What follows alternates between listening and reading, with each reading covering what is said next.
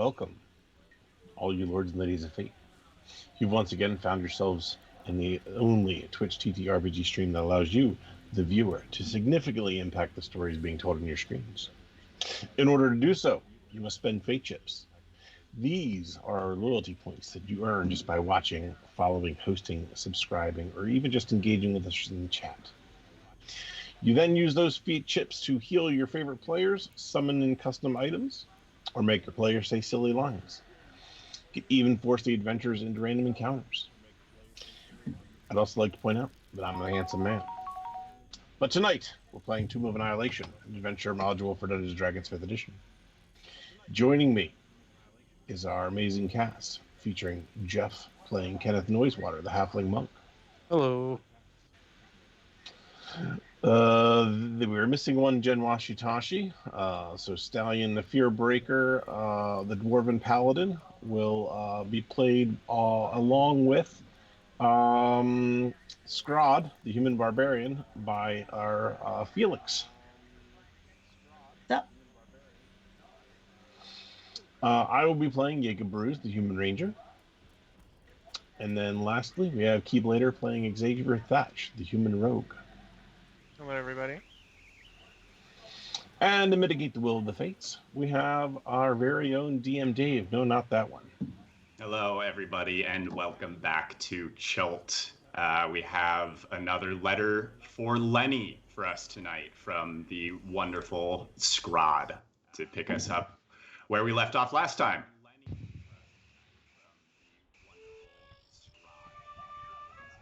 Dear Lenny, I'm glad to hear that Doug is doing well with Dakar, and I'm sorry you're feeling a little lonely. Hopefully we can change that when you meet one of our new traveling companions, Dragonbait. I think that you'll like the way he smells, but just remember, he is not food. Let me see. All right, I gotta pick up my pencil. I dropped my pencil.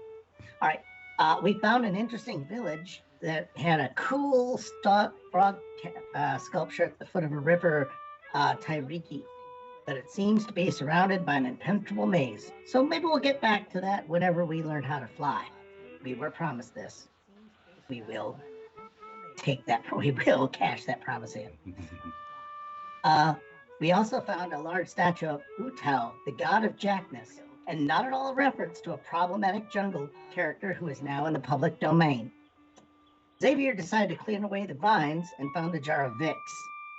But he took that and left 5 gold and hoped that would square it with Utao and whoever is still worshiping him and wearing those high heels.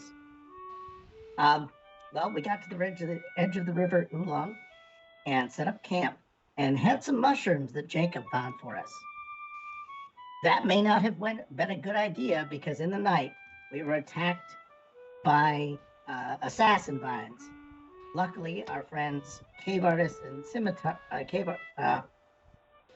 Artist Scimitar? Sure. All right. And his friend Dragonbait were able to come to our aid. The vines did a number on Stallion, however, but he'll be okay. All right. So now we wait for the daybreak. Take care, and we'll sort this death curse out soon, and I'll be back. Scrod. Scrod entrusts another letter to the lazily trickling River Olung as you finish your night's rest off. Everybody warily goes back to sleep after defeating the assassin vines, but not before. Jacob, I believe you wanted to take a look and see if you could get any poison off of the mass of vines that was left over. So they're actually blah, blah, blah, blah, blah, blah, blah. Where is it? Here it is. Yes, it's actually collecting some of the vines themselves. They can basically be used as a spell component. I will say you also have a chance to get some of the poison. I worked up some rules for that stuff. Okay, great. So first, if you would like to first make a nature check, you'll be able to actually figure out what exactly you need, and which will give you advantage on the following check to actually harvest. Okay.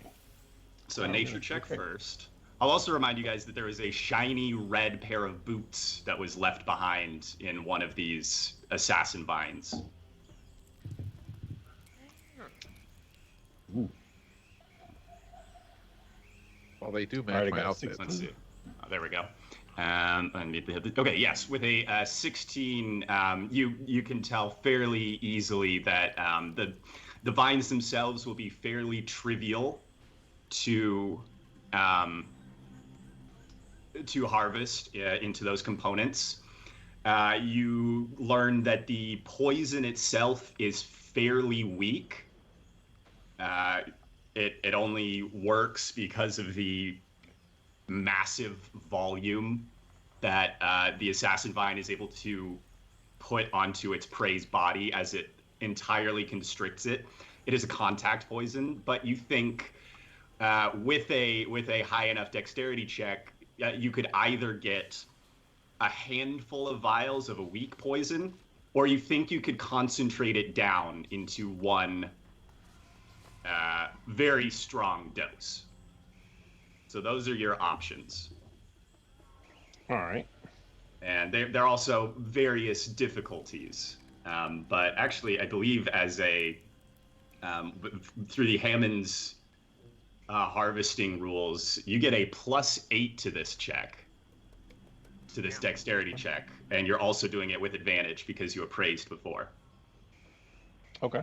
So I'm not sure how to do that, but so maybe just roll a d20, and we'll do a +8, and you have advantage. Okay.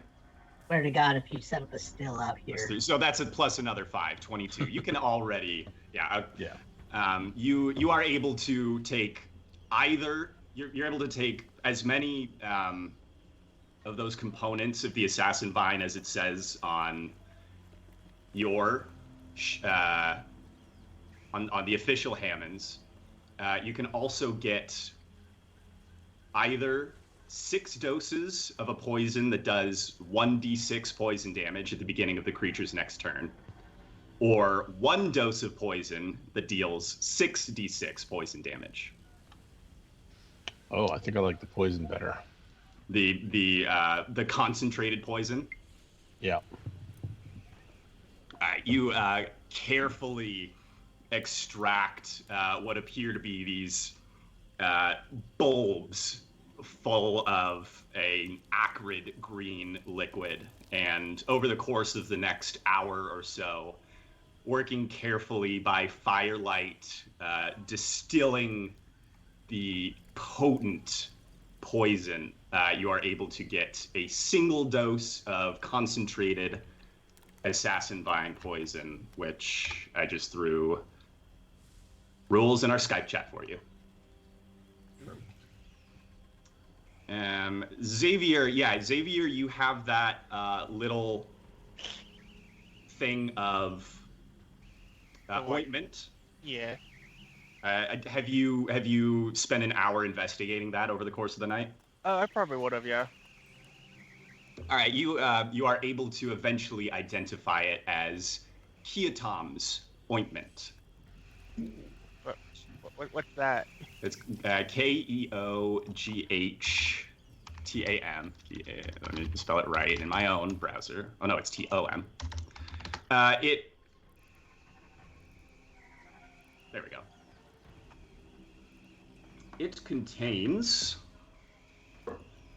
4 doses of this mixture. 1 dose of the ointment can be swallowed or applied to the skin. The creature that receives it regains 2d8 plus 2 hit points, ceases to be poisoned, and is cured of any disease. Also throw a link to that in our Skype chat. Woo. Man, Nice. that's some good stuff. That's as good as Vicks. And it smells, yeah, it's got that nice sort of antiseptic smell. It smells healthy. Healthful, I suppose. Perfect. It's like mom's saliva. Mm-hmm. You know. Oh, Oh, Yeah. I don't want to rub mom saliva all over somebody's We're going body. back to that. I did not let that go. But my backstory cries the screen hog. Artist Simber volunteers to take the final leg of the watch after this interruption. Anybody else want to do anything before you chuff off to bed? Nope. That's it for me. I guess we should look at those boots. Oh, All right, yeah. Kenneth. So the re- You spend an hour or so looking at the boots, and identify them as boots of teleportation. They must be worn to use, but while you are wearing them, you can use an action to cast the teleport spell. Oh. Well, they might come in handy. Let me see. I'll throw a link to that in the Okay. the thing in a minute. So you in just sort of the twilight before morning comes, you're all sort of busily working away as the sun rises dimly through the drizzling rain, but the sun rises nonetheless. Everyone's long rest is completed. You're back up to everybody can go ahead and do their long rest through D&D Beyond. Back up to full hit points, and all of your abilities are restored. All right. So let's pop back over to the map here for a moment. You all Ah, are here. You've reached the banks of the River Olung, and you are continuing to head eastwards, towards Kir Sabal, the cliffside city of the Aarakocra. yeah. To fly. Are so good. Your guides sort of line up behind Jacob, actually, as he's established himself as the magically incapable of being lost in this terrain. So with the map, you strike off for Kir Sabal.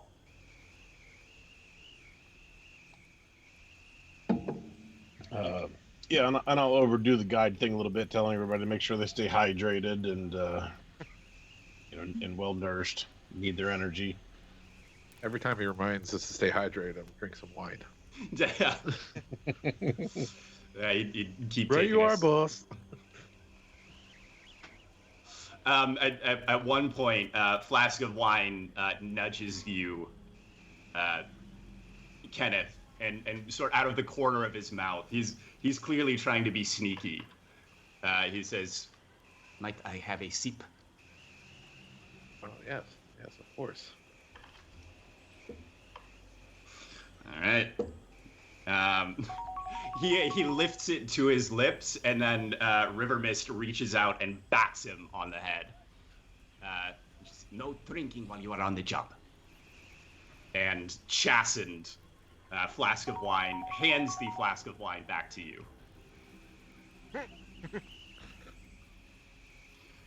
We'll Just have sort it of for later. shrugs and walks ahead, clearly embarrassed. Yeah, I think he just was about to lose his AA chip. I'm not a good sponsor. No. That's why I'm keeping Stallion right here on my shoulders. Stallion's got a great view. Stallion points out as you break through the tree line, you get your first unobstructed look at Kir Sabal since the very top of Firefinger some days back. And now that you're closer looking up at it, it's even more magnificent. stone steps and rickety walkways connect the various buildings, the lowest of which is 500 feet above the ground. Somebody give me a perception check. Somebody, anybody. I can do that. Perception. That's gonna be a 18. Okay. So even from here, even with the thin mist of rain that is drizzling perpetually from the sky, it seems, here in Chult, you can see small figures in the distance circling, presumably Aarakocra. Every once in a while, one of them will take a precipitous dive off of one of these platforms and then level out, circle, join its brethren in the sky. You also notice as you start to approach the base of the cliff that two of these figures peel off and appear to be diving towards your party. Oh God! It's more Terrafolk! Run! As he begins his little scramble. Hold on just a second. There might be a sound effect.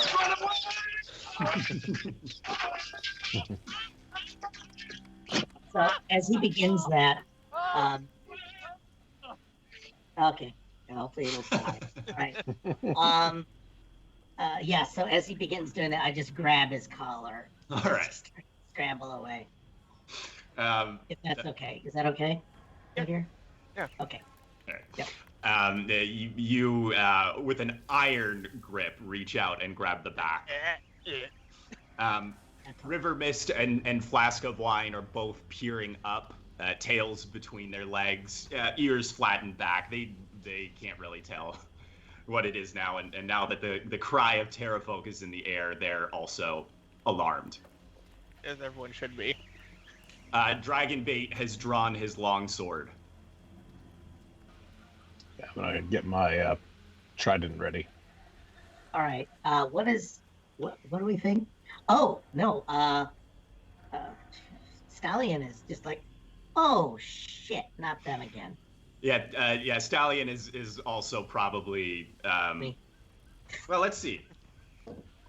Stallion thinks they might be Terrafolk too. He's sort of digging his heels into you a bit. Thumping the titties. He's thumping my boobs. Yeah. His little heels. A little tender. Yeah. No, yeah. It's the spurs that I've warned him about. I've told him to stop at that. These are folks. These two creatures dive even further down. They come to maybe about 60 feet off the ground and break hard. And their powerful wings beat, keeping them hovering in place. One of them calls down to you, "Friend or foe?" Friend. I don't think they're Terrafolk guys. When I hear he yells out foe, when has that ever gotten foe? Unless they've mistakenly been at a And you have to promise that you're telling the truth. Damn, they're good. Damn, yeah. They thought of Truth is everything. my specialty, with some minor embellishments. Make an insight check. And they appear to have something of a hushed conversation between themselves, hovering some 60 feet above the ground. And then the same one calls out to you, "Come to the base of the cliff!" And then they begin beating their wings, ascending once more towards the city in the sky. All right. I will follow their instructions.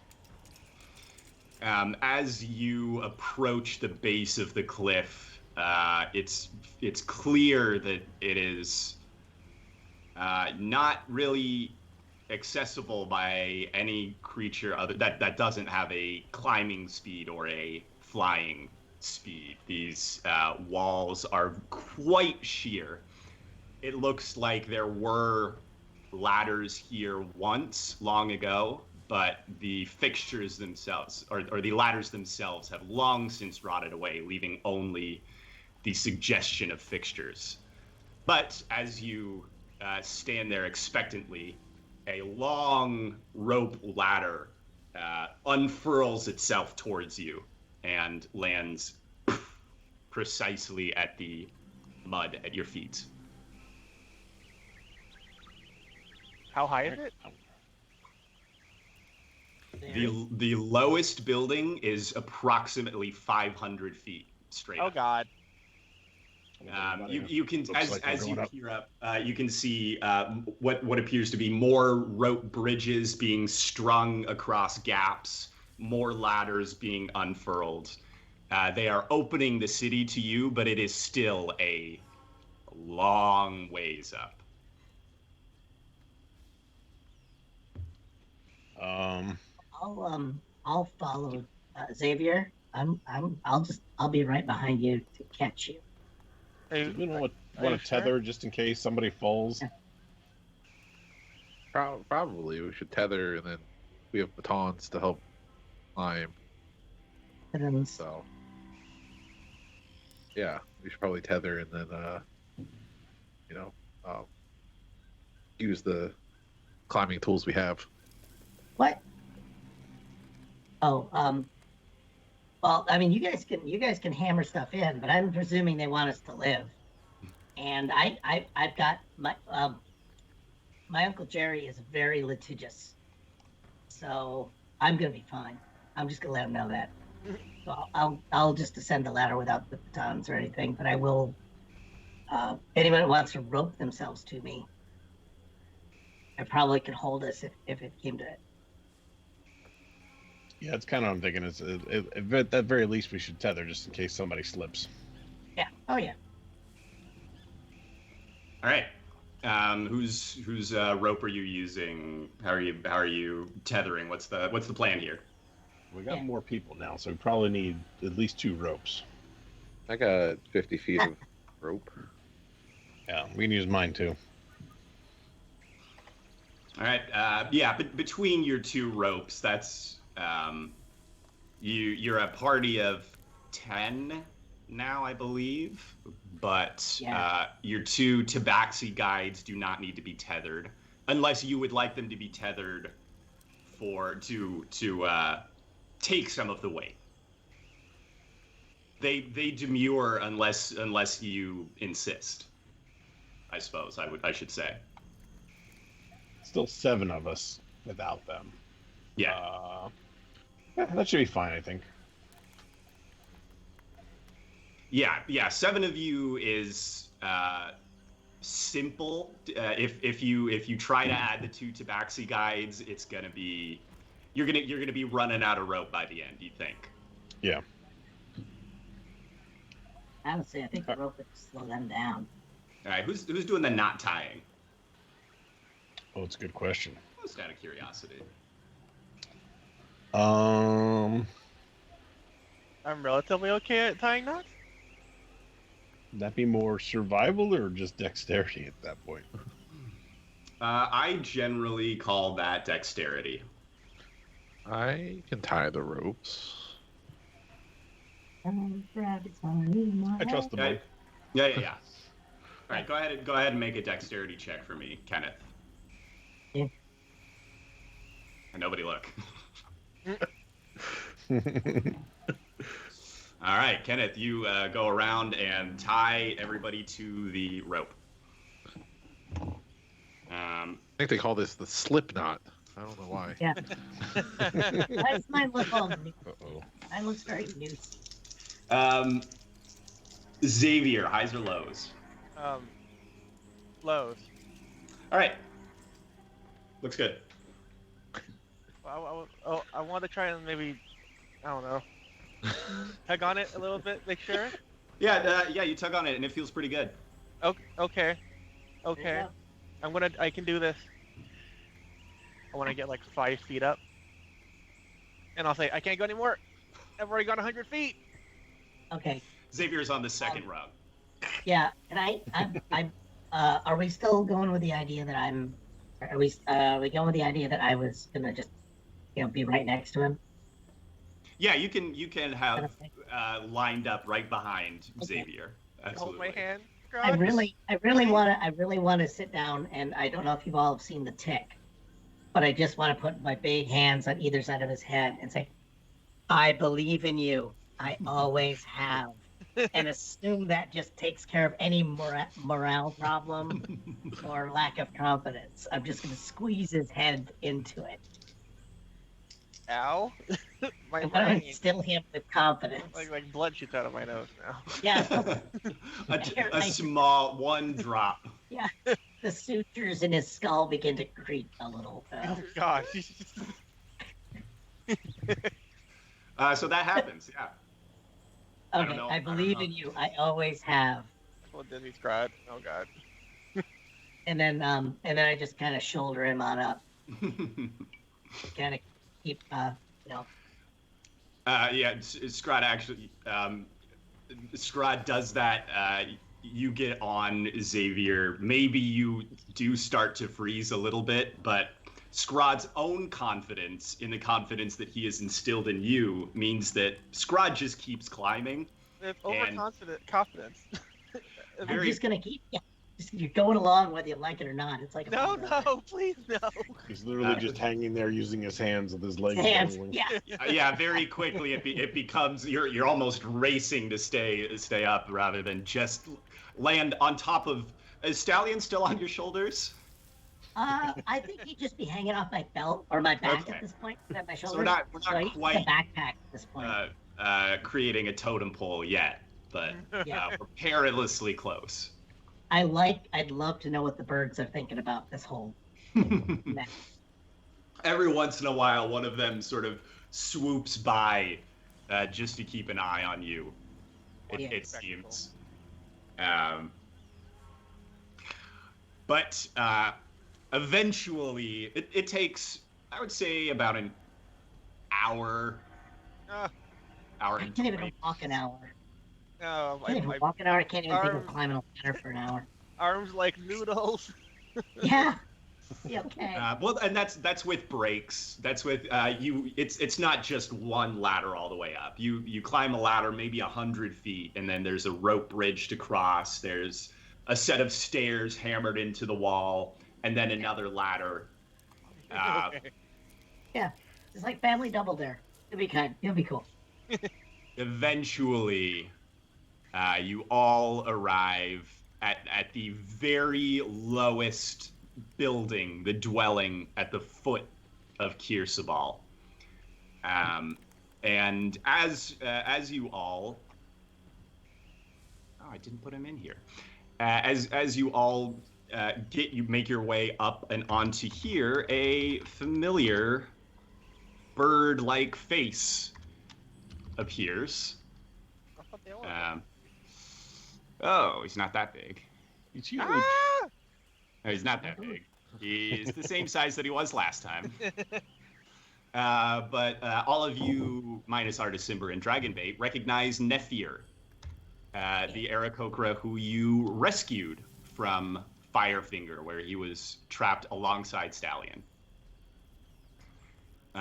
He alights on the bridge in front of you, his beak in clacking together in excitement.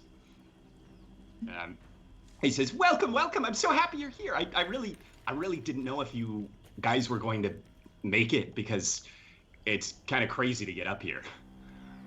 But I'm really glad you're here." Yeah, have you guys thought about installing an elevator? That? No, we haven't.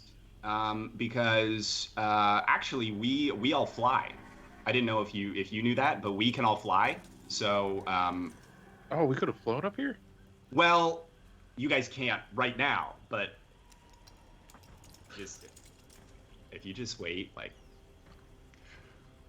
Okay, I'm really excited. I'm just really excited you guys are here because I talked to Ashara. She's our shaman. She's the one who does the ritual, and I'm gonna be honest. She's on it. She's kind of a hard ass a lot of the time, but I told her all about how you guys were really brave and you saved me, and that I promised that you would be able to she'd do the ritual, and she agreed to meet with you. Great. Oh, Which You look fantastic compared to last time we saw you. So and he does. His plumage is already much restored. He preens a wing for a moment. Yeah. And he's all right, just follow me. And he leads you up to this large building, the largest of the buildings. All of these that you seem to pass on your way are dwellings, fairly meager dwellings at that. They appear to be 2 levels, but very cramped within. Each building seems to house 8, 10, maybe a dozen Aarakocra that poke their heads out at you curiously as you pass. Somebody give me. Actually, no. Everybody's got a passive perception for this. ooh. Where's Xavier? Oh, I have 2 scrods open and no Xavier. What? There's Xavier. That's a wisdom. There. Yeah, Xavier for sure. Nothing's not letting me roll. Also Scrod. Scrod and Xavier, you both notice that I mean these Aarakocra are clearly paying attention to your whole group as you pass by, but they seem to be paying particular attention to your 2 Tabaxi guides. You even Yeah. Xavier, you even see one of them reach out and with a talon almost and try to pluck. It looks like pluck a tuft of hair out of Flask of Wine's tail. He doesn't notice, but you do. I'm like, hey, what you doing that for? The Aarakocra looks at you wide-eyed and then retreats into his dwelling. That guy just stole your fur. Oh, he tried to. I mean, Flask- he didn't actually make off with anything, right? No, he didn't. Yes. Was But yeah. reaching out almost with trembling talons, and then retreated before he actually touched. But Flask of Wine just sort of looks around and says, "Well, yes, it is very soft. That is understandable." I'm gonna is it possible for me to kind of just not insert myself, but fall back or whatever is necessary? Me and Stallion, since he's on my shoulders, just fall back a little bit and put myself between those windows and Flask of Wine and River Mist. Birds have to go through me, or I'm a little bit of a buffer. It's unfortunately it's too narrow for that. You can't. It's you. Yeah. Everybody's walking single file. You can place yourself between them perhaps, but you can't. It's unfortunately just too narrow to go side by side. I'm a big guy too, so that would be unfairly for this probably. It's like you're inching around, leaning like over the cliff.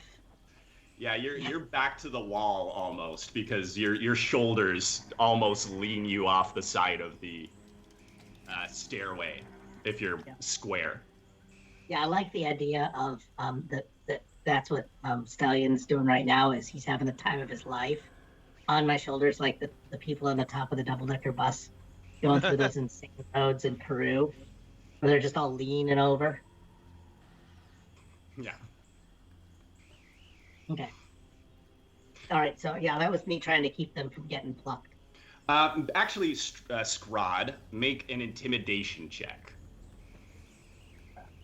As you walk, you place yourself, you step in front of the tabaxi as they walk and make purposeful eye contact with each and every Aarakocra as you pass, and they don't seem to pay much attention to I that. can't scare a chicken. Nope, I am done. I failed against Marshmallow Pete, guys. Nobody else reaches out towards any of the tabaxi, but they are still craning their necks out from the second level of their dwellings. Smaller Aarakocra, younger fledglings, are poking their heads out and looking on in apparent amazement. And beep beep beep. I'm just gonna squeeze you all over here. You're in here now. And this is gonna be hard because In the corner. it's kind of tiny. But Nephir leads you to this small room, stops in the entryway and says, well, first, before we go up to the monastery, we have to ritually cleanse ourselves here first. And he goes through the process himself. There is a wash basin where he splashes his face and his beak with floral scented water, and then reaches into 3 separate pots and sprinkles various different powders all over himself. Meanwhile, he's under his breath, chanting rhythmically. This whole thing takes maybe half a minute, and then he straightens up and says, please go ahead. I'll go wait upstairs and make my offering. What's that chanting that we have to do? Oh, it's just pray. Rhythmically. Oh, okay. Just say rhythmically over and over. Rhythmically, rhythmically, rhythmically. That works. Whatever. Okay. Whatever. It's Yeah. a great time for a sing redemption, chat. Come on, do your jobs. Nope. Well, I'm going to follow suit. Give a prayer to my specific deity. As you the first pot that you reach into feels like it's just salt. As you sprinkle over itself, as you sprinkle it over yourself. The second has a chalky texture. The third, as you dip your fingers in, they come out covered in tiny flakes of gold. I'm gonna joke with Xavier, be like, "Man, I hope they're not planning on seasoning us to eat us." He And just I'm goes gonna quickly pale walk white. off.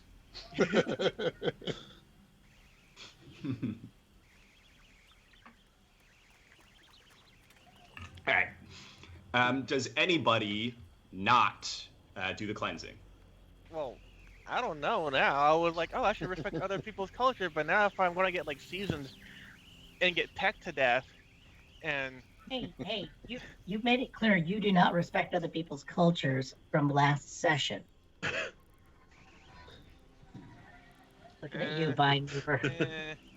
that's subjective. Um, I would like to go last. It will become apparent why in a minute, if that's okay. Can I make sure that the second pot isn't like peyote or something?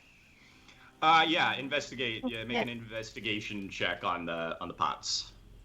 Investigation. Okay, that's a 14. Yeah, they appear to just be salt, powdered chalk, flakes of gold dust. Okay. You don't notice they're not poisoned or they're mundane. If you eat enough salt. Sure, but you don't think there's enough in this little pot to even. It might spike your blood pressure a bit. They must really want to have a very fancy feast with us for covering us in gold leaf. Guys. Yeah, don't worry. Oh, you Yeah, worry it's too like, much. it's like when I used to work the pole in New Greyhawk. They just put gold dust all over you. It really drove the dwarves crazy. Wow, wow, Sorry, wow, Steph. wow. All right, Jacob's through. So Stallion's gonna go through it, and he will take some time with his beard, and get the water on there, string it through, and actually maybe take a double dip of the gold. I'm not trying to be racist. That's just the way they are. Double dip the gold a little bit. Make sure it hits the beard, highlighting it just right, and chanting to his deity, the great Rayovac. Yep. Yeah, Stallion's through. I'll go through. Okay. Then if all of the NPCs go through. No, there. Sort of. The other great thing about all of these maps is that I can't get the grid to align to them. Oh, yeah. Oh, you can't slide it. Yep. It doesn't slide around at all. Oh no. There's a little trick to that, but it's not exactly perfect either. I've done my damnedest. So this one just doesn't have the grid on at all. But some of the later ones, it gets a little wonky. Oh, there we go. I didn't know where we were on the map. There's nothing showing up in chat, or in not chat, on screen. Control doesn't seem to be wanting to center the action on us. Control doesn't know where we are either. Oh no! You should be able to see us though. That's okay. It's a little room you're all in. You guys are not missing that much if you can't see it. Okay. Am I finally? I haven't gone yet. I still haven't gone yet. Xavier. Oh, you haven't gone yet? Xavier No, I'm remains. terrified, but I can handle this. Let me just. Yeah, they all look good. You see my hands getting ready to apply the vote of confidence. No, I already had enough. I've lost enough blood already. Now let me just. I want to go wash my face. It's like washing a vegetable before you cook it. Now you season it with the salt and chalk and I guess my mantra I'm going to say is they're going to eat me. They're going to eat me. They're going to eat me. They're going to eat me. And yeah, I do it all, and I'll go into the next room. All right. Okay. And I'm gonna do the George Carlin thing you do with a washcloth. So it's gonna be pits, crotch, hole.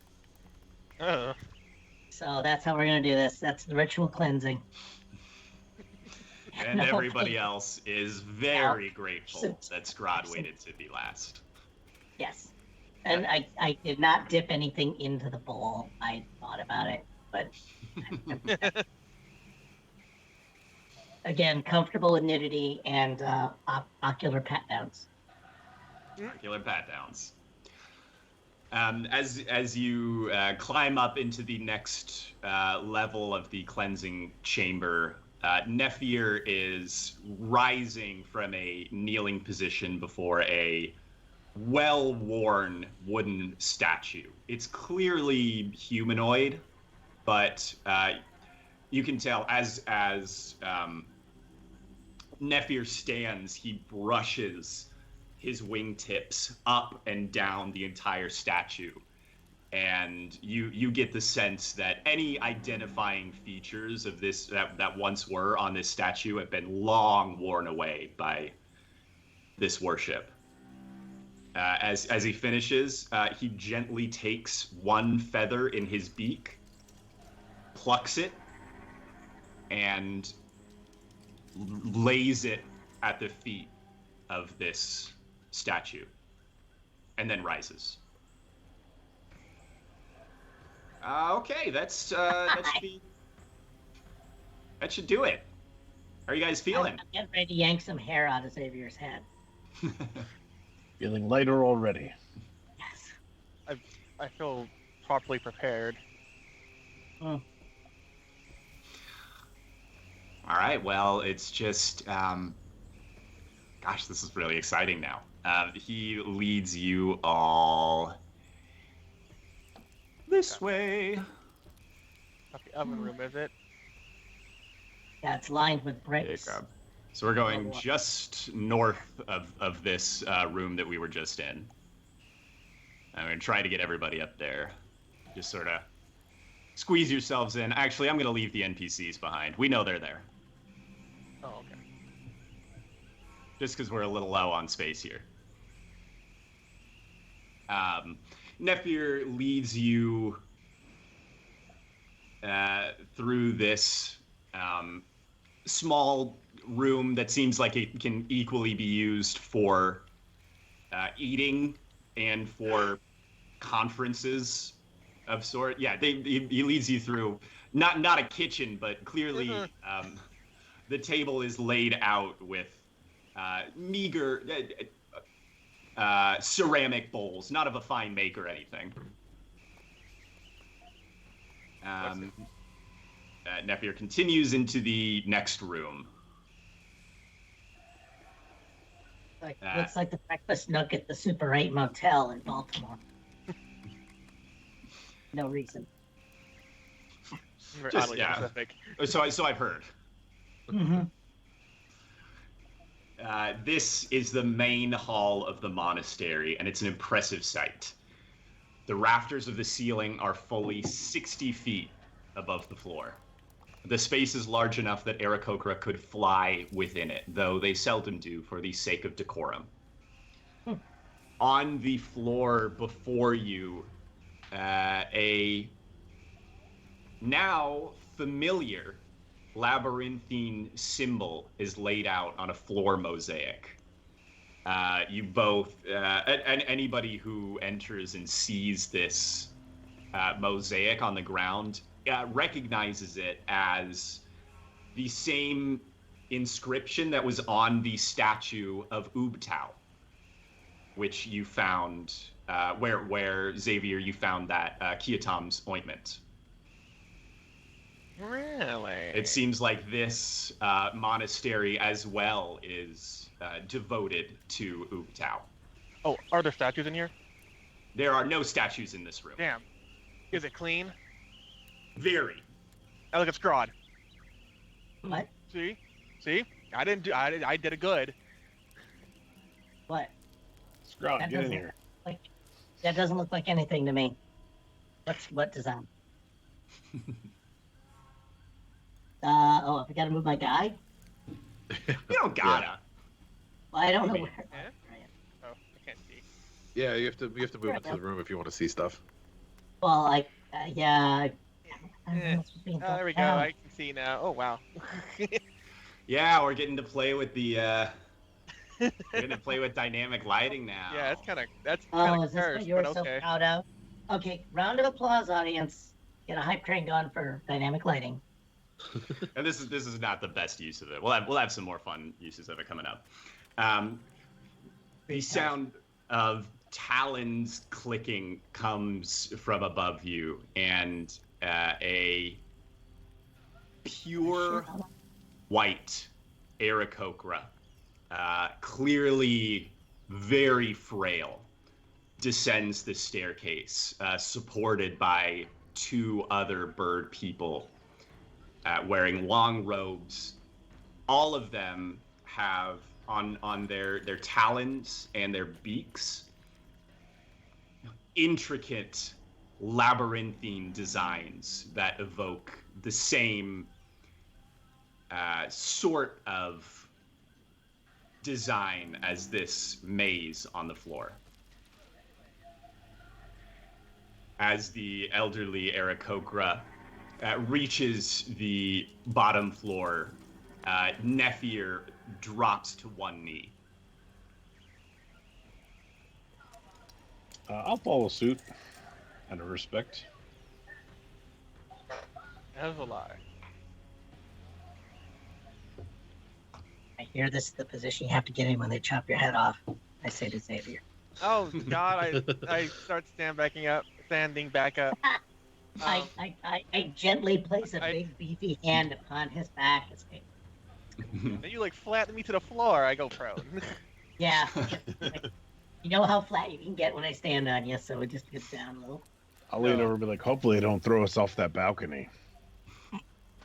Oh, Yeah, man. Xavier, you become acutely aware of the wind whipping at the bottom of the hem of your pants. I'll just stay on the ground, flat. As a note to myself, I'm gonna see if we can get one of those. Would like it would be like a harness like they have for people soldiers, where they wear they're wearing a web belt and a harness, but it's got handles on it so that you can be drugged or pulled Like a out of briefcase. yeah, not as a control thing, but as a rescue. It's an additional way to grab somebody to rescue them. And I'm gonna see if we can get someone to incorporate that into his outfit. Work that into the robe. Work it into the robes. I mean, there's like holes for where you like tie a belt like in the sides, but Yeah. Maybe just I mean, reinforce one of those. I think I'll just bring it up later around the fire. The elderly Aarakocra regards you all, folding her white wings before her. So, you are the ones who saved our nephew from the Terrafolk, yes? We are. That's us. uh-huh.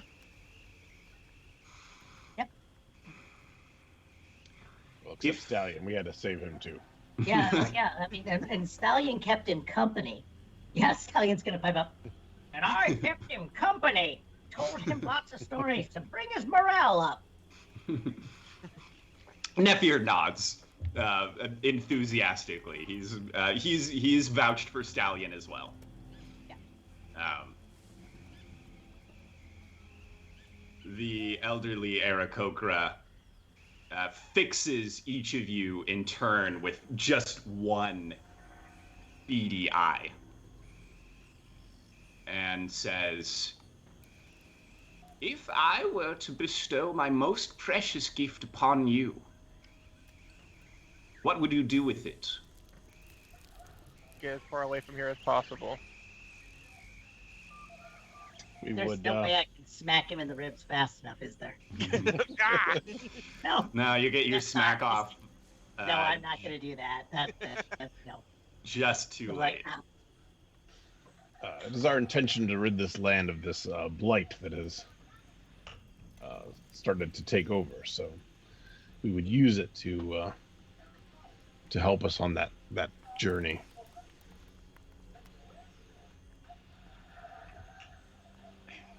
Did she need an answer from each of us, or just as a collective, Jacob? She says,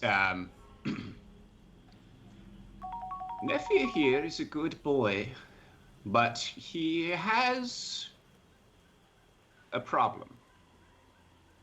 Nephew looks, his head jerks up, and his eyes go wide. The Aarakocra continues. She says, "Nephew speaks and acts without thinking. He found himself captured by our enemy, the Terrafolk. And when he was rescued by you, he made a promise on my behalf without consulting me. Don't worry. I intend to honor his promise." And Nephir breathes a heavy sigh of relief. But the Aarakocra continues.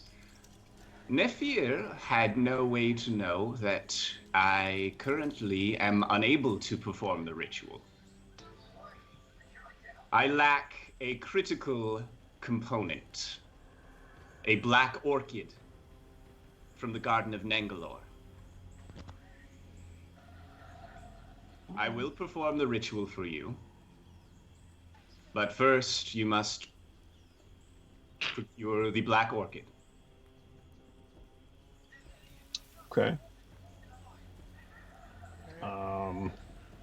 This garden. What does this look like? The garden lies to the south. She will mark it on your map momentarily. Point to it from up here. Yeah, she actually she steps out onto the balcony, diffidently, and let's see. Let's pop over to the map momentarily. She points down to here. Let me make that bigger. Needs to be visible. Oh. Angalore. Let's see. Can you see that now? Stamp. Or did I put that on the Oh, yeah, I map can do it. there? Nangalore. It's over here to the south, southwest somewhat. It from this distance, all you can see is sort of a stone structure just off the river. There's clearly some lush greenery, but there's lush greenery wherever you look in the jungle around here. She continues. The garden is maintained by a Medusa. She once was a protector of Mesro, some century and a half ago. But she made a deal with the Fiend to maintain her youth and beauty forever. And in return, the Fiend turned her into the form that she inhabits today. She's somewhat unstable. But if you happen to catch her on a good day, she can be bargained with.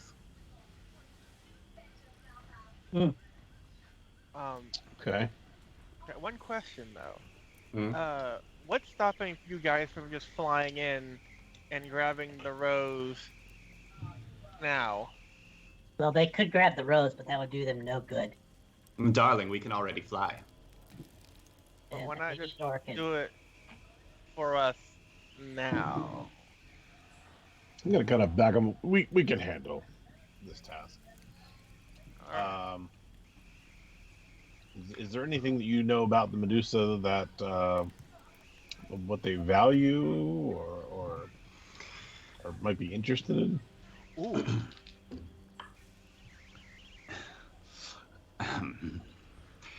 She says no, and you can tell that she is lying. Instantly.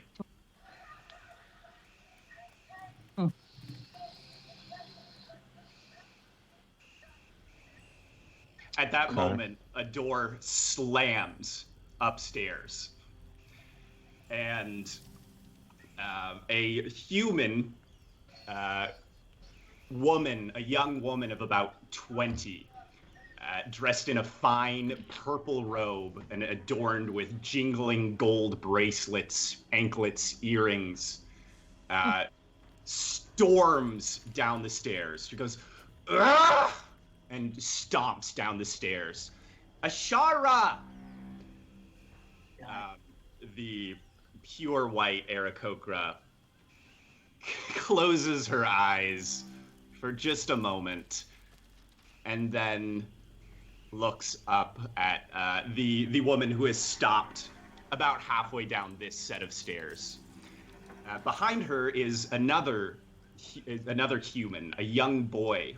They're both obviously Chilton natives. They both have the characteristic dark skin color and dark hair. They're dressed in, well, she's dressed in traditional Chultan garb. He, the young boy, is dressed in what looks like a homemade Aarakocra costume. Yes. And he hides shyly behind the older woman. The Aarakocra, who's the lead Aarakocra, whose name is apparently Ashara, heads to the foot of the stairs and says, "My darling princess, what is it this time?" And the woman on the stairs stomps her foot and says, "First of all, it's queen, not princess. I'm the rightful queen of Chult. And second of all, Ras won't let me use my unseen servant indoors. What's the point of a magical servant that can only serve you out of doors?" Be great for picnics, I say loudly. The woman's gaze turns sharply to you, Scrod. Give me a highs or a lows. You aim high, but you hit low. So I'm going to go lows. All right, she looks at you No.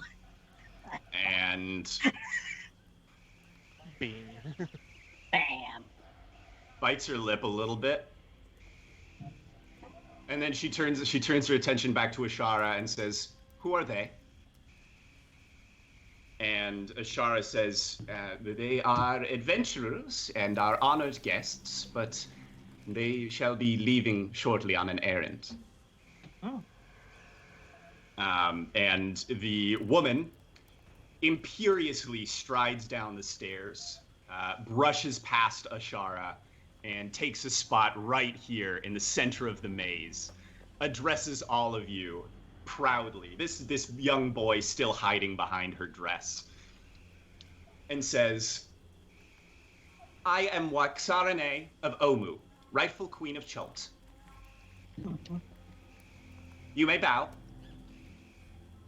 I will do so. How old is this girl? She looks to be about 20. Maybe. Like creeping up on 20. What brings someone of your stature here? Well, since Omu is a ruin right now, I'm forced to live somewhat below my stature. Don't get me wrong, the Aarakocra have been fine wards, I suppose. But once you're adventurers. Indeed. Famous monster hunters. Are you famous bounty hunters? Can you find names? No, that's another stream. Sorry. We can be. Give me your map. All right. I'll hand the map over. She writes on the map, far to the south, some distance away from really anything you've been even in the vicinity of.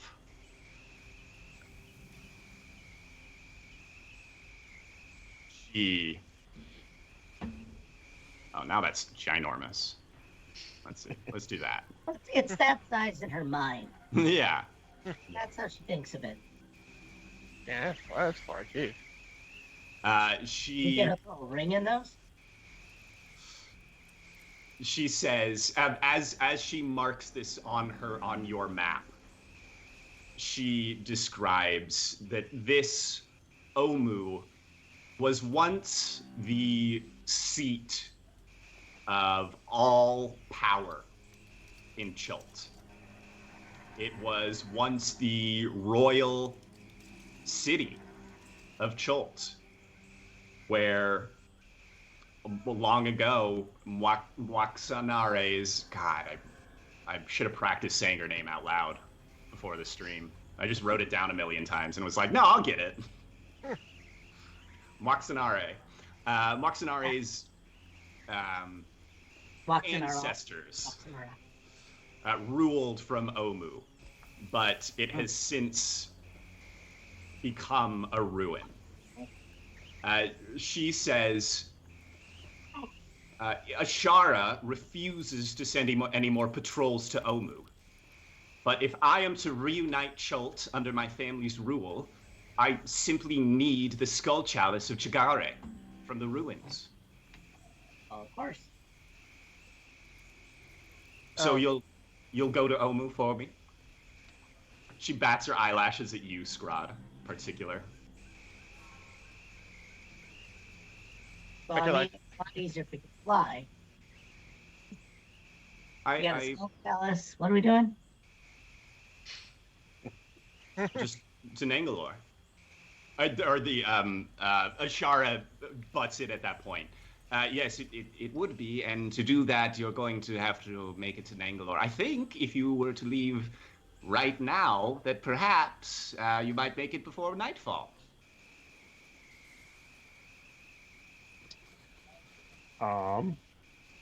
We would certainly love to do so, Your Highness. However, we have to negotiate with the Medusa, and if we can't find out what this Medusa is interested in or wants, this might make our task more difficult and take us longer to do it. All right, make a persuasion check with advantage. That's an excellent argument. Also, what's a Medusa? Yeah, actually, I was gonna say, that's a really funny family name. Are they from Chult too? Let's go talk to her. I don't see the problem. We'll just look up her family. She's got to have an uncle somewhere, right?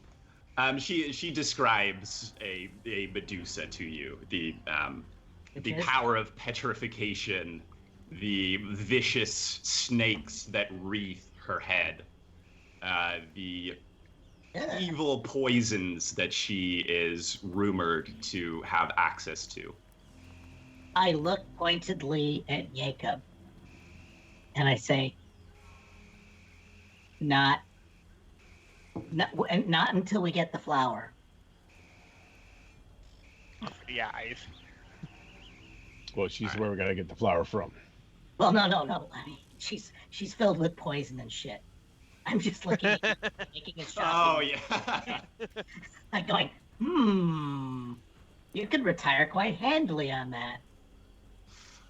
Ashara looks at you, Jacob, with a cold gaze, and then turns to Moxanare and says, "Why don't you run along, dear?" And Moxanare tosses her hair and heads upstairs, but not before running a finger along Scrod's chest as she goes. Oh, she does get a little of the gold dust off there, so she'll leave a line. Yeah. There's a clear line across your chest. The oil sticking helps. Leaves like her fingertip still glitters a bit as she ascends the staircase once again. It looks like she marked you, Scrod. Ashara also looks. So go ahead. No, I said I'm glad she didn't try and get the talc. That's somewhere else. No, gold dust only on this occasion. On this part, yeah. Ashara looks at Nephir, who also gives you all a look and then backs out of the room, out of the monastery entirely. Can I ask the queen something, or the new two women or whatever? Yeah, she's there. And the two monks that assisted her down the staircase are gone as well. It is you and Ashara right now. I'm gonna say Ashara, since he acts without thinking and he put you in this bind. I don't know what other atonements he may have to do, like 50 laps around the floating city or whatever. But it seems like he should make good on his promise that he made on your behalf. Like, he should get the flower, because really, he promised us this. and he should kind of have to pay that back. I So he agree. should come with us to get that flower. Which is why I sent him out of the room just now. Oh shit! Sorry, Your Worship. Sorry, way ahead of you. Got ahead of it. Zalcore, the Medusa who cultivates the Garden of Nangalore, deals in slaves. If you are to trade for the Black Orchid, you will have to leave one of your party behind. I suppose that could be Nephir. Oh, this goes under the oh hell no, and I that's out loud. Yeah, we're not a fan of slave traders. Oh hell no. You could try to kill her, I suppose. Well, that always was Plan B. I have the perfect way to do it too. Do we have any prisoners we could take with us? What? We certainly do not. I mean, if you already had a prisoner, you just offer them. I really offer you Nephir. It is through his rashness that we are in this situation to begin with. You may take Nephir if you wish. You may trade him to the Medusa if you wish, although it seems that you think yourselves above this. You don't have to fly to be above something. Zing. That's worth inspiration. If you don't already, I think everybody always has inspiration. Oh, we loaded up on whatever, yeah. We are magical quick machines this time of night with this many drinks. Yeah, I'm still giving this thing kind of can at the back. Next thing you know, you're gonna want to trade Xavier here. What? What was that?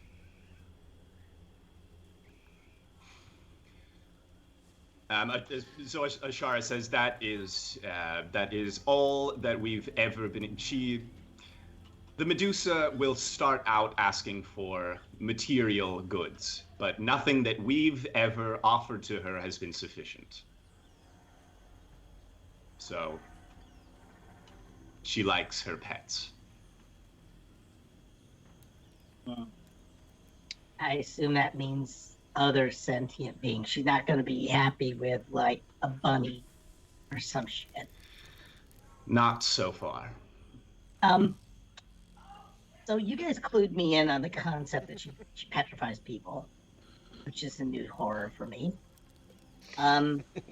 She just sort of like zap them when she's done, or what? She do it with a bag over her head? How's this work? A Medusa in this context, she has the ability to choose whether she is trying to petrify at any moment or not. It is it's an Laser action eyes. basically. She got laser eyes. Okay. Yeah, so it's not the traditional. She tells you that you can interact. It's not, but she has a petrifying gaze that she can use. It's like a instead of just sort of an aura, I guess is how she explains it. Oh, so it's like a cone thing, or like. Cone. Sure. Yeah. Got some cone of petrification. Mm-hmm. Okay, well that kind of stinks. But my guess is she probably doesn't. Yeah, well, she should have enough people help cultivate her garden. Think of all the hose she's got. Ashara tells you as well that the garden is guarded by Eblis. They're Eblis. They look like massive cranes. The bird, not the structure. Oh, I was about to ask. Yeah. The bird, like giant herons almost. They just flew in like a wrecking ball. Yeah. All right. Aarakocra are bird people. Eblis are like intelligent giant birds. But they have vicious beaks and some innate magical abilities.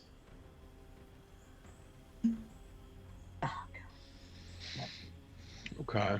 And the other warning that she gives you is that Zalcore, the Medusa, cultivates many rare and deadly plants within her garden, and advises you that while you are within the garden, you ought to tread carefully. Oh, that's that was not meant to deter us. That was going to drive us forward. No.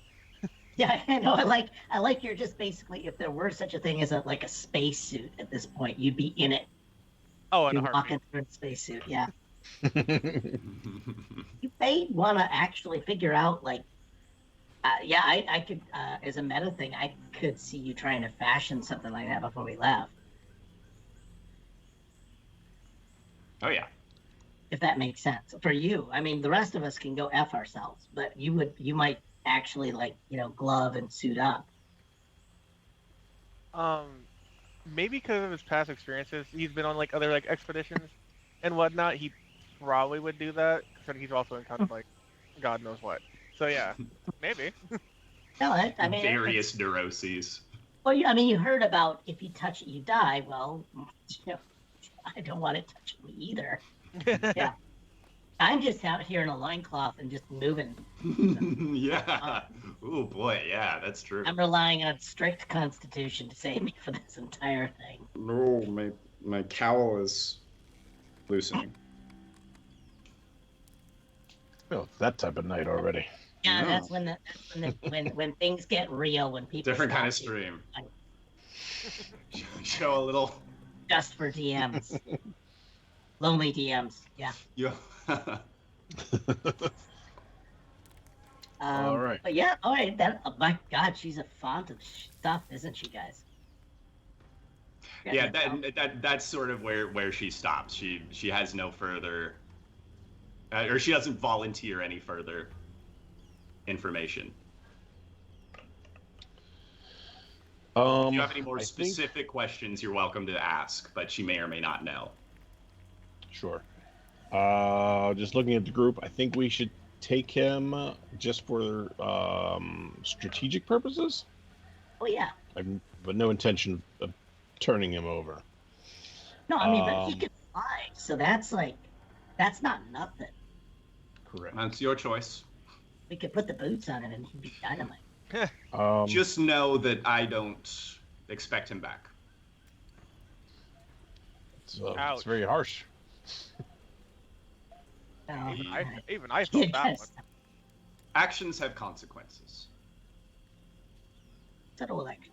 He would do well to learn that sooner rather than later. As I would say, should anyone. Maybe we'll toughen him up before he comes back. Do you know anything of the maze, the garden maze over by the Grung?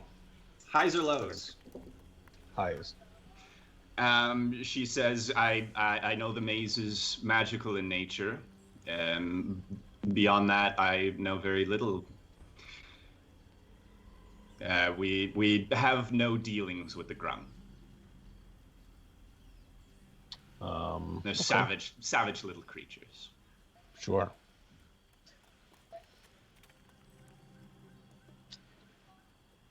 If you are able to complete the ritual, however, I should assume that the maze would be of little consequence. Right. I have heard that there are ways to bypass the maze by ground as well, if you are keen enough of eye.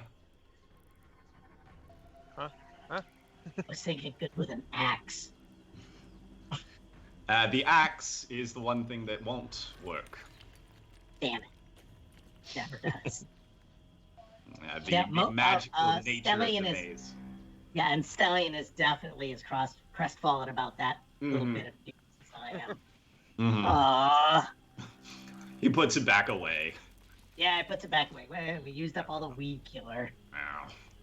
This is looking rotten. What does she know about is it Omu? Yeah. You mean- Omu, no. Is it real?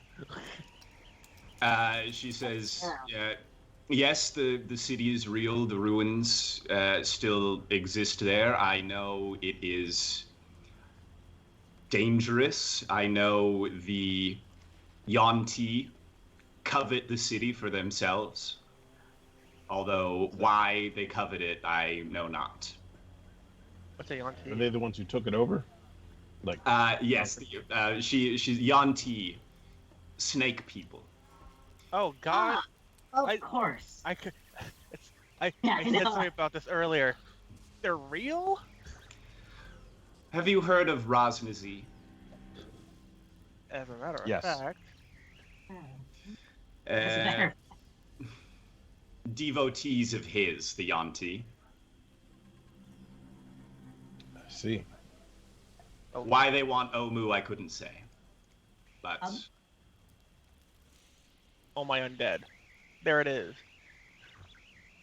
Oh, actually, yeah. Was this like one of those undead spots that we had nailed down? Or not? it's some distance away from anything you've been able to see from this point. It's quite a ways to the south down here. Oh. However, these There we people go. fly, so they're good scouts. Yes.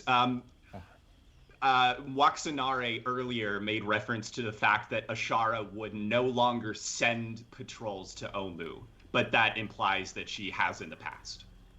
Sure. So do they know of any other hot spots of undead that are going on based on their most current information? Actually, yeah, they identify one more that is quite close to Omu, and I will.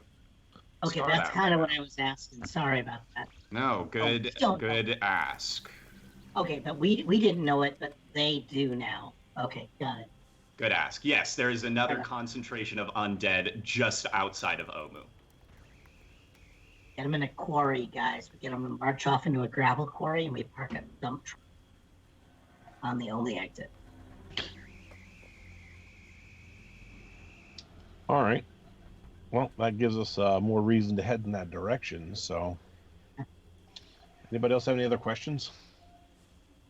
No, I was worried that we weren't.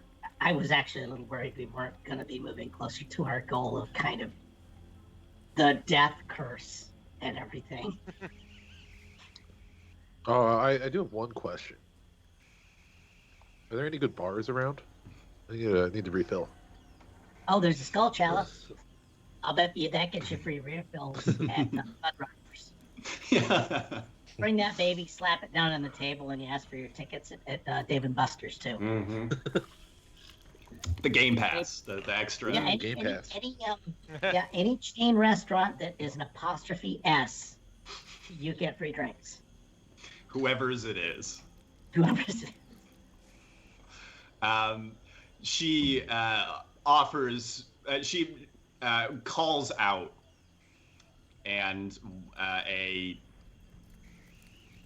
Aarakocra monk with all of those labyrinthine patterns inscribed onto his beak appears from a side room with a flask of wine that he bestows upon you. Ooh. Kenneth, you are refilled on your booze. You are reboozed. Reboozed. All right. Well, Officially. got everything I need then. All right. Anyone else? Okay. Is Oh, there actually, I anything do have that one more question. Stallion would? Oh, sorry. I just one question about Her Highness and the validity of her claim to be the proper ruler of Chilt. What legitimacy is there to that? As far as the lineage goes, we believe it to be valid. She takes a step closer to you, Jacob, and lowers her voice. As to whether the people would accept a monarchy once again remains to be seen. But I am hopeful. Okay. Xavier thinks that she's just LARPing, so. Yeah, she'd be LARPing. She's got a kid in a chicken. She's got a kid brother in a chicken suit. All right. Scrod, you had a question, or? Oh, it was this was a meta for anything Stallion might or might not be interested in. I will he's- offer him the chance to Yeah. send me questions. I'll give him a breakdown on what happened and give him a chance to retroactively ask some questions next session, or provisions. unless we so can let's- think of something good. But Yeah, off the I top just of my wanted to know head, I if you- can't think of anything. Okay. He might ask if they know anything about the camps. What they wouldn't. They don't go that far west. I pretty much just. Oh, right. He comes from that area. Other than that, yeah, they don't. I don't think so, but I'll give him the chance to Hmm. ask that next time, retroactively.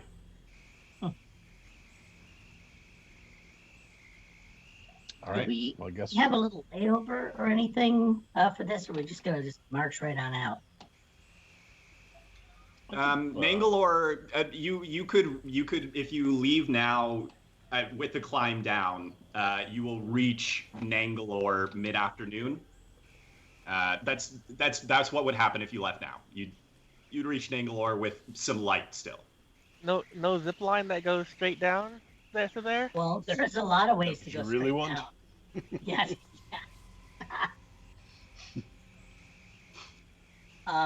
Because I look over at Jacob and I say, I think maybe I could get Princess really liked me.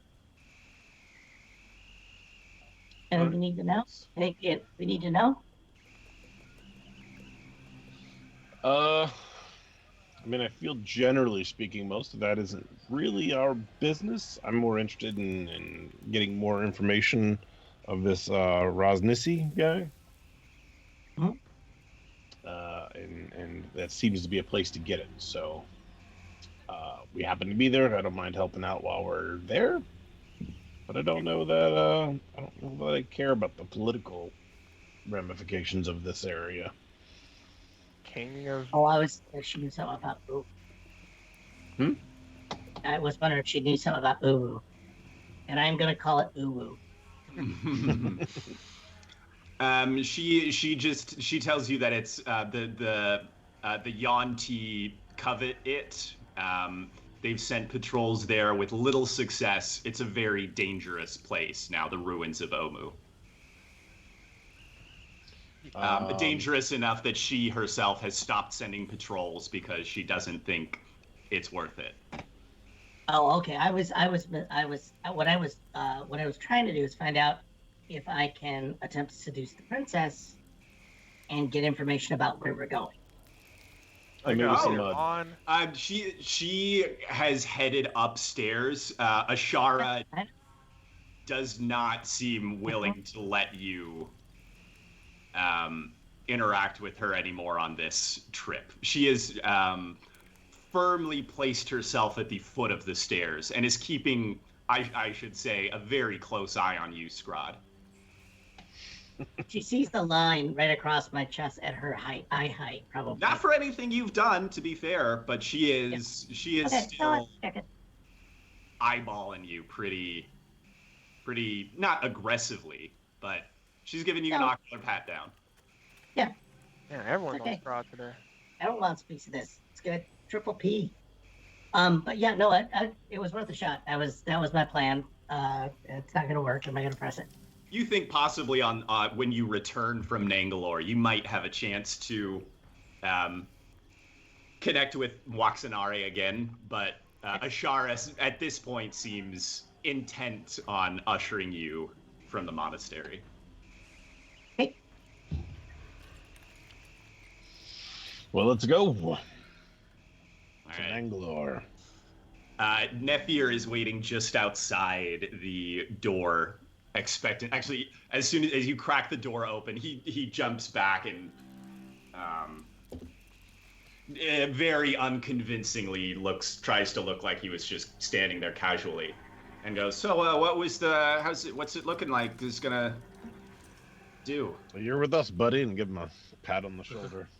His beak splits into an unmistakable grin. Even cross species, you can tell that he's jazzed. He goes, okay, all right, let me just, I will meet you guys down there. And he jumps off the side of the path and begins circling, catching thermal air currents that soar him upwards into the sky. I could have taken one of the small guys with him at least. Jeez. I like the idea of I'm just gonna lean over to Jacob or to Kevin and go, well, he's not coming back. He's either gonna learn or he's not coming back. You know, Scrod could probably toss me and I could land on him. I really want to try that. Road over. Oh God. Let's save the risks for Nangalore. Actually, let's see, Yes, Kenneth. Delicate is excited. He says, "That's the guy I knew. That's my guy." So, Kenneth, you actually have a feature called Slow Fall, which means you can use your reaction when you fall to reduce any falling damage you take by 5 times your level, which means you could take 20 falling damage off of the 50 d6 that you would take when landing at the foot of this cliff. So it's worth a shot if you want to. That's pretty good. You're better So off. instead of splatting, you might just leave an imprint. Yeah. Well, it's like 500 feet. Yeah. Right. It's actually higher than that because we were. Yeah, So 600. probably- Yes, Yeah, well, 60 yeah. d6. My apologies. So I mean, it could be enough time to get my like vestments out and make a parachute. Yeah, it would Falling be- for I like think that's Long exactly haul. mechanically Two how people it we have does to teach to think Yeah. before they act. Yes, people. All right. I Well, assume you it's carefully down. make your way back down to the foot of the cliff. It takes about an hour again. It'll take a little bit longer because I've been crawling on the floor this whole time. Okay. Yeah, it takes most of you an hour, and Scrod and Xavier an hour and a half, as Scrod gently coaxes Xavier along each and I gotta every. figure out, am I on top of him, shoving him down now? And if he looks up, he's gonna get a show. I think that Yeah, might there's your literally motivation. be Just sit on that my might head. literally be the motivation. As you reach. I'm partially blind. Yeah, you retie or you were tied together the whole time as well, which Yes, is fun. I think that would be even better. Yeah. And you reach the bottom, and Nephir is there, awaiting. He says he's ready to go. Okay. All right. Well, if we got everybody together, I think we should head out there. Yeah. Southward. Oops. To Nangalore. It is possibly 2-3 hours later of winding your way through thick brush, dense forest, dripping wet. But finally, this is going to be, this might be a black screen. Ah. Is it just a black screen? Yeah. Currently Yep. it is. Oh, it won't be a black screen for long. Oh no, I just Maybe you're drew scared now. everything. If you just panic, he thinks he's blind. Oh yeah. Oh God. What? Like. Scared of the dark. I know. It's like you just traumatized like the entire. Start blocking Hi, out. everybody. How about now? Can we see anything yet? Yeah, a lot of stuff. Ah, Yeah. good. It looks like a nursery and craft nursery. All right. Oh shit! Oh, we're here already. Well, just, yes, yeah, it's an uneventful trek southwards, and Wow. Travel Really by is, isn't it? map. all right, now let me find where we're at. We're at Nangalore. A fantastic edifice rises up out of the jungle. A hanging garden of exotic beauty. Water streams down the steps between 2 massive elephant carvings. Beyond them, a broad, flooded avenue runs arrow straight for more than 100 feet before ending at a carving of a Tyrannosaurus face. Water pours from the Tyrannosaurus's jaws and flows the length of the concourse to drain down the steps. 5-foot-high terraces flank the boulevard, low archways, some of them in various states of collapse. A wild profusion of plants grows on the upper terraces, and multicolored parrots and canaries flit and sing among them. To the north, a dilapidated brick dome rises above the Tyrannosaurus head waterspout. Smaller, bell-shaped domes surmount the highest terraces to your left and right. And let me throw Nephir in here as well. You got your buddy Nephir with you. Well, I can't imagine without flying over this crap. I like Audrey too. Guys, they're gonna put on a Little Shop of Horrors revival. Ooh. Hey, theater kids represent. Yeah, someone's gonna get fed. All right. Good Any good ideas of how to get across this? On the backs of those alligators. Oh no. That's a different game. Oh, damn it, you're right. One of the gators surfaces briefly. Oh no, he's got a token. Let's back away. And then dips back below the turgid water. Do we still have those boats from earlier? Yes, Scrod is capable of carrying those boats quite easily, and so could have carried them this entire way. With his absolute win. Which ludicrous carry speed. Forgot we I was carry weight. I legitimately have assumed that you haven't. I mean, I didn't. I assumed you left him kind of at the foot of Kier Sabal and then picked him back up. Yeah. But yes, you do still have 2 boats at your disposal. They will be filled to bursting. Oh yeah, that's gonna be. Well, that one dude could fly, so I mean. Hold on. Now I'm just thinking about the ridiculousness of me carrying 2 rowboats with a dwarf on my shoulders. Trust me, I know. And with the dwarf was riding on the boats. Yeah, he was riding in the boat, and these boots of springing and striding do God's work, is what I'm thinking. You can, with just your strength alone, you can carry 270 pounds without an issue. You can push, drag, or lift twice that. Yeah. A canoe in 5e is like 50 pounds, I think. Oh wow. Oh yeah, no, it's just the visual of it. Oh yeah, no, I know it's ludicrous. Like yeah, I want that art, guys. I do want that art. Yeah, the Scrod the Pack Mule. Yes, that's what Lenny and Doug were actually meant to do. I know. I know. But we know we were gonna go back for them. Yeah, right. Right. So. I know how this works. Do we have a sack of grain and a chicken? And I look over at the Arakur and a cat. So I now know who not to put in the boat together. Nephir shuffles his feet nervously. Yeah. Well, because I mean, we don't all have to go across at once for F's sake, right? Mm-mm. So you're saying we can pack one boat? Flask of wine pipes up.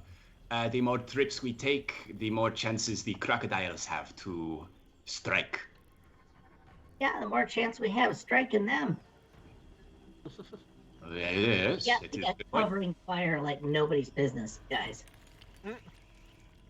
Yeah, I admit it. It's more encounters, but I have strong belief in crocodiles' ability to learn from the mistakes of their dead friends. I think animals are smart. Eyes are low, somebody. Like a little, there's. Where would we disembark from on this thing? Hi. There is here it looks to be a set of steps, but they are obviously clearly covered with water. 100 gallons of water. I feel like we should probably go this direction, Yeah, it's like boop, right across. or even this Oh way. hell, Might I be could quicker. throw people. I could throw people that far. I saw that grappling hook from Okay. Escapade earlier, at the one fortress. That's true. That's true. You do have that. Actually, Oh, will it reach? Can I hit that stump right there? Or wait, I'm pointing to it. Right there. Can I hit that with the grappling hook? well, yeah, you'll have to make a ranged attack for that. Easy. Over here, oh wait, that goes up about 20 feet. So Just divide it by half. Don't go ahead, guys. don't do trig on Don't stream. do trig, just the distance and then Don't even try. add half. Yeah. Yeah, just my little gift to you to keep you sane. So we have to get over and up. Yeah. Yeah. So So this, let me see. Let me show you. This right here is a 5-foot set of steps. That's I mean, it's just a set of steps, but there's some water rushing over it.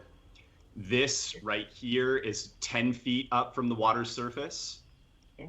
And then the stone bits on the side are 20 feet up from the water surface. That's a bit rougher. Okay. Stump. The stump, yeah. I mean, the base of the stump is at about 10 feet up. So yeah, absolutely, you can reach that with your grappling hook if you make a good enough dexterity check. We'll call it, or just actually, let's see. Range attack? Ranged attack. Yeah. Well, we'll if call that's what that. you guys want to do. I mean, I like, think that's so. my idea. Oh yeah, I Why don't can't the have. Birdman just fly it over and hook it on something? Yeah, that was. Oh yeah. Here's a thought.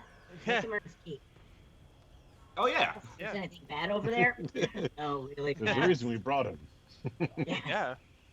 Yeah. What was the phrase? Canary in the coal mine. Okay, nobody. Yeah. No, you're That's very good, I fitting. guess. Yeah. Okay. Gather her up to him so we can drag the corpse back.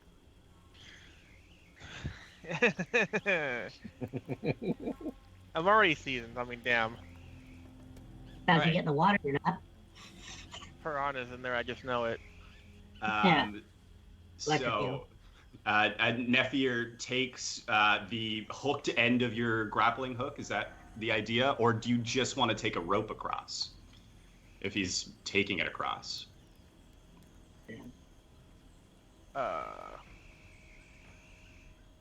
I mean, if he took the rope across, that would require him to make a Yeah. roll to see if he ties it properly.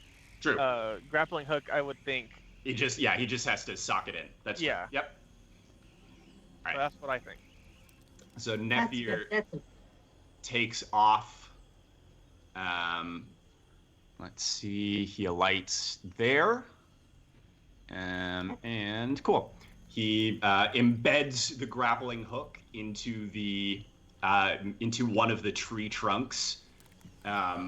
Really hauls on it, and then signals across the river to you to give it a tug. I If- wouldn't. Go ahead. It feels solid. Lightest people first. Oh boy. Okay. I wanna. That might be me. Okay. I'm perfectly fine with you going first. You might succeed though. You're a monk. You just run on top. How of are it. you? So right now it's attached on the far side, but not on your side. Oh, It's just sort of a limp.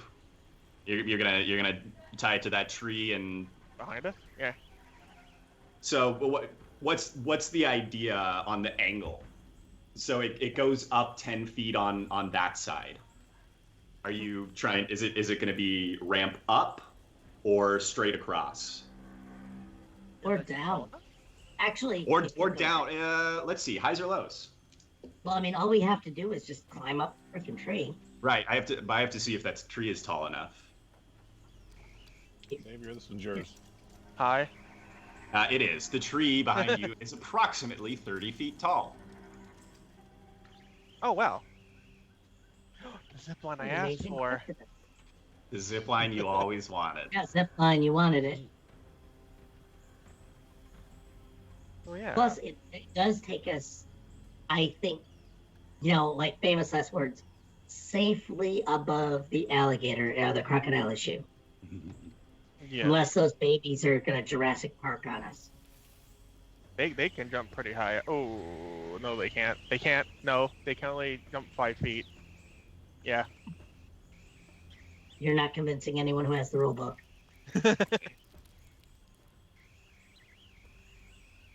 Huh. Ooh. I do all right. not Okay. want somebody bringing Harry Potter crap into this game. So who's attaching this this side of the rope? Well, Kenneth was our knot maker. I'll do it. Huh? So I thought Kenneth was our knot maker. Oh yeah, I can tie the knot. I'm gonna be here to catch him. All right, yeah. Go ahead and climb up, Kenneth. Was it acrobatics to climb? Yep. Okay, the 6 was Yep. my dex for acrobatics. 23. All right. Yeah, you quickly pop up to the very top of the tree. And from this angle, you start to tug. You try to pull the rope taut, and you have it taut for a second. You're about to start to tie the knot onto a branch, and then all of a sudden there's some more slack. And so you pull the slack and start to try the knot, and then there's more slack. And then you notice the frantic cawing of Nephir as he takes flight, his wings flapping as the tree, the stump that he embedded the grappling hook into, begins to move. Its roots begin to unroot themselves from the ground, and the grappling hook, still embedded in one of its roots, begins leaking a vitriolic sap, and the tree stump roars. And I think that's probably a good place to end it. We'll have to come back next time to check out this fun random encounter from Punch Trees, where you guys are gonna have to figure out how to deal with an ent. Oh God. And But all right. that will be next time Oh, on no. Soup of Annihilation. All right. While our broadcast gets ready for a raid, thanks to our cast and our audience for their participation and totally screwing us over here. It'll be fun. We'll see how we handle that in a week. But tomorrow we have we're closing in on the end of Star Trek, and as the cast begins to go its separate ways. So see how that resolves itself. 8:30 to 10 p.m. Eastern Time. And then Tuesday, we have the next episode of Conan, which will be 6 p.m. to 8 p.m. Eastern Time, followed by Billy F. and Wildstar Show on his channel. So if you haven't checked that out, we play some games there, different kinds or whatever. So it's usually fun. Very much more relaxed, kind of just chill play and commentate stuff. And then Wednesday we will have our second episode of The Curse of Strahd, and that's 8 p.m. to 10 p.m. Eastern Time. Thursday we return with the Rifts Megaversal Mayhem, as the group continues their adventures in the undersea world of Vitreous. That's 8:30 to 10:30 p.m. Eastern Time. Then Saturday we'll be back for the other Rift stream, the Hitchhiker's Guide to the Megaverse, as the group works its way through Madhaven. They got to Coney Island now and got sucked into a rift. So actually, we don't know where they are at this present moment in time, but they'll try to get back to where they were at some point. And that's 6 to 8 p.m. Eastern Time on Saturday. And then, of course, we will return here 9 to 11 next Sunday. So thanks again. And if you haven't hit that follow button down the bottom right-hand corner, please do. And it looks like we're going to raid Kaimik. Ooh. So, everybody participate in the raid. Help us, spread the love of tabletop role-playing games. And, be just annoying enough to let them know we're there, but supportive enough to, stay high. And until next time, we'll see everybody later. Bye. Bye.